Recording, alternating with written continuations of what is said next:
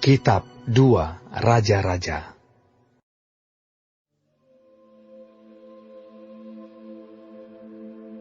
Dalam tahun ke-27 zaman Yerobeam, Raja Israel, Azaria, anak Amazia, Raja Yehuda, menjadi raja. Ia berumur 16 tahun pada waktu ia menjadi raja, dan 52 tahun lamanya ia memerintah di Yerusalem. Nama ibunya ialah Yekolia dari Yerusalem. Ia melakukan apa yang benar di mata Tuhan, tepat seperti yang dilakukan Amazia, ayahnya. Namun demikian, bukit-bukit pengorbanan tidaklah dijauhkan.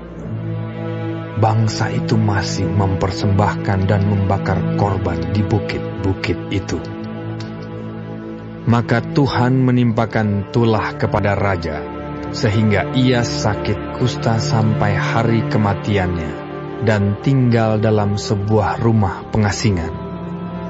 Dan Yotam, anak raja, mengepalai istana dan menjalankan pemerintahan atas rakyat negeri itu.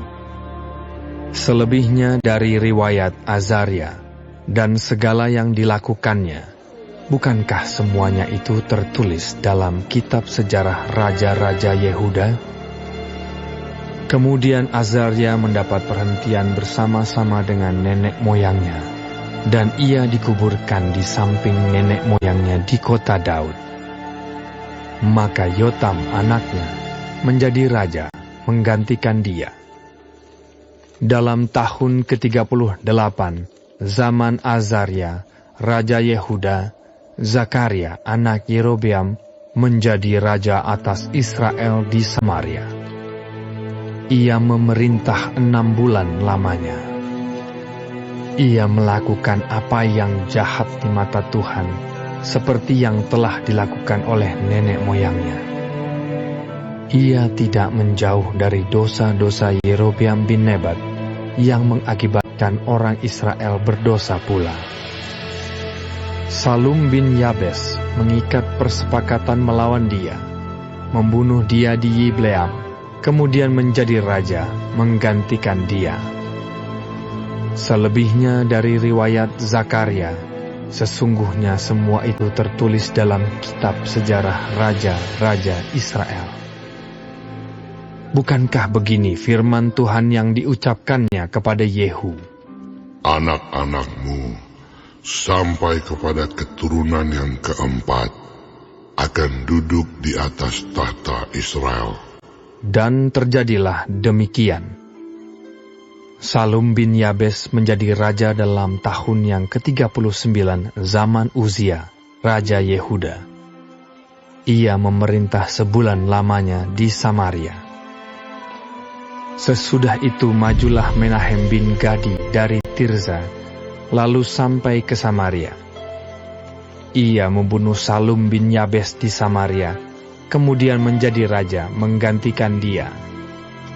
Selebihnya dari riwayat Salum dan persepakatan yang diadakannya, sesungguhnya semuanya itu tertulis dalam kitab sejarah Raja-Raja Israel.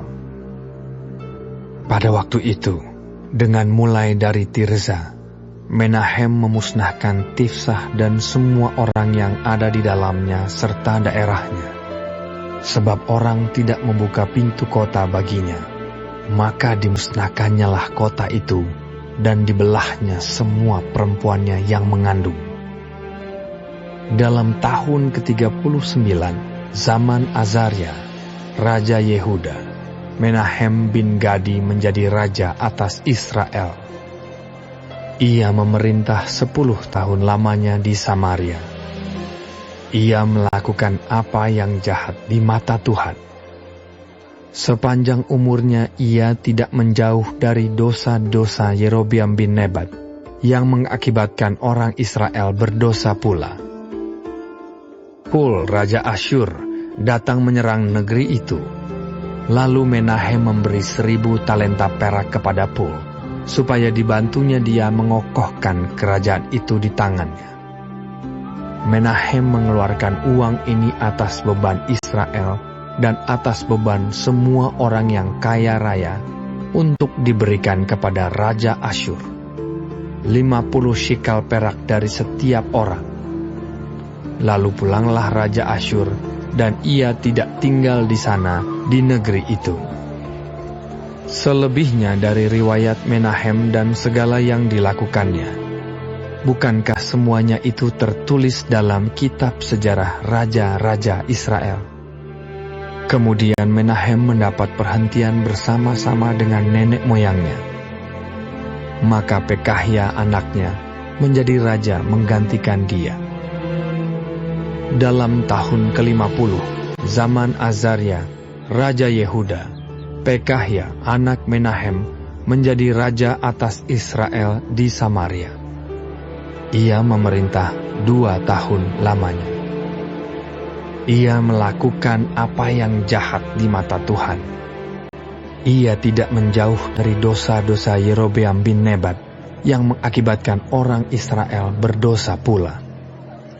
Lalu perwiranya, yakni Pekah bin Remalia, mengadakan persepakatan melawan dia dan membunuh dia di Samaria di puri istana raja.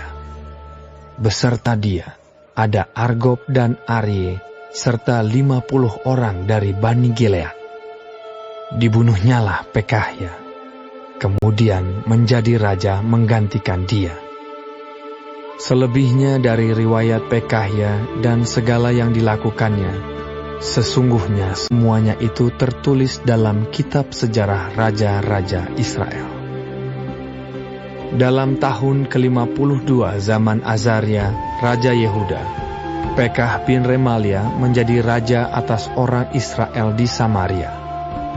Ia memerintah 20 tahun lamanya.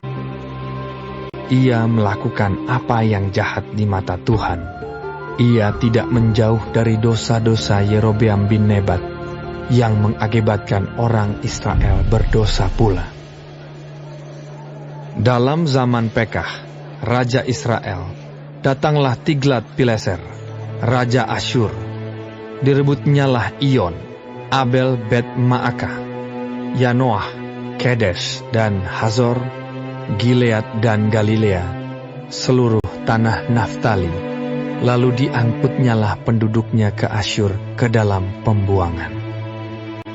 Hosea bin Ela mengadakan persepakatan melawan Pekah bin Remalia. Dibunuhnyalah dia, kemudian dia menjadi raja menggantikannya dalam tahun ke-20 zaman Yotam bin Uzia. Selebihnya dari riwayat Pekah dan segala yang dilakukannya, sesungguhnya semuanya itu tertulis dalam kitab sejarah raja-raja Israel. Dalam tahun kedua zaman Pekah bin Remalia, Raja Israel, Yotam anak Uzia, Raja Yehuda, menjadi raja. Ia berumur 25 tahun pada waktu ia menjadi raja, dan 16 tahun lamanya ia memerintah di Yerusalem. Nama ibunya ialah Yerusa, anak Zadok. Ia melakukan apa yang benar di mata Tuhan, tepat seperti yang dilakukan Uzia ayahnya. Namun demikian, bukit-bukit pengorbanan tidaklah dijauhkan. Bangsa itu masih mempersembahkan dan membakar korban di bukit-bukit itu. Ia mendirikan pintu gerbang tinggi di rumah Tuhan. Selebihnya dari riwayat Yotam, apa yang dilakukannya, bukankah semuanya itu tertulis dalam kitab sejarah raja-raja Yehuda? Mulai zaman itu, Tuhan menyuruh Rezin, Raja Aram, dan Pekah bin Remalia menyerang Yehuda. Kemudian Yotam mendapat perhentian bersama-sama dengan nenek moyangnya, dan ia dikuburkan di samping nenek moyangnya di kota Daud, bapa leluhurnya. Maka Ahaz anaknya menjadi raja menggantikan dia.